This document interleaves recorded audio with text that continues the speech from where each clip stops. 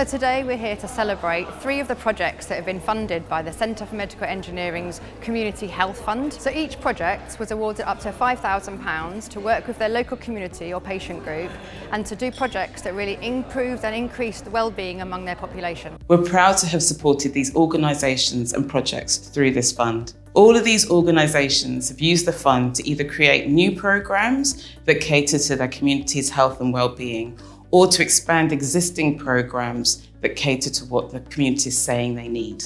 We support children and young people with heart conditions from birth to adulthood.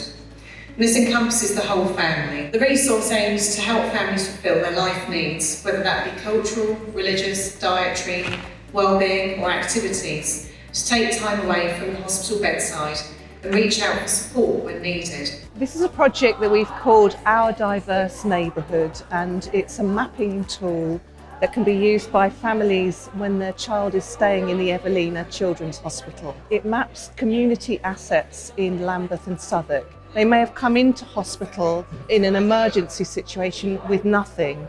My passion comes from the heart, really, and I have the pleasure with the team to support the families on the wards every day that I'm at work. These families arrived anxious, they're worried, they're fearful, and we can try and help make that better. But this resource that has been created hopefully will now lighten that load.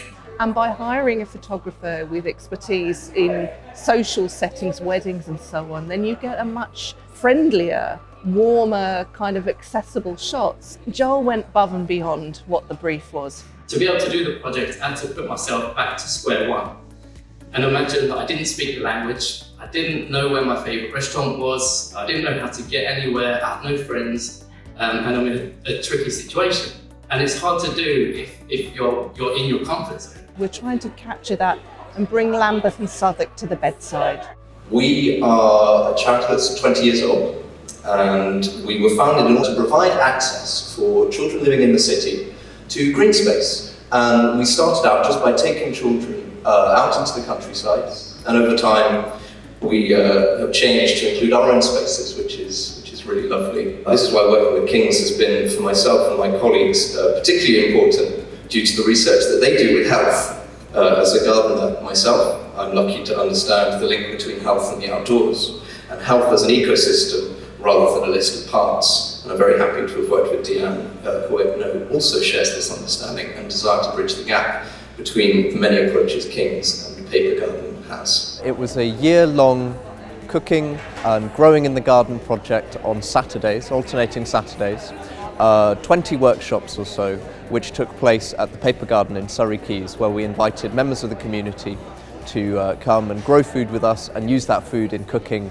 recipes from across the world, led by our community chefs. We work with a large proportion of people who don't have access to green space. Giving people the opportunity to access nature is always at the core of our work. It feels like a sort of extended universe of King's College and the Paper Garden, and just a deepening of a really beautiful relationship that we have already. Inspire Walworth is a neighbourhood charity that runs community services and programmes, including the development of young people from the borough. With the grant, they developed and delivered a community research project about attitudes towards healthy eating in 16 to 24-year-olds. With the skills learned by the young creatives to film and conduct interviews, the film will be used as a tool for health researchers and other community members.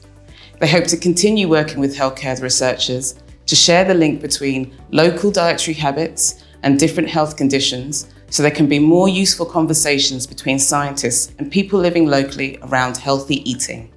We worked with our local community members to not only shape the fund, but also they helped us to select the projects that went forward. And this is just one of the ways in which we work with local communities to encourage and improve the engagement they have with our staff and our researchers and our knowledge.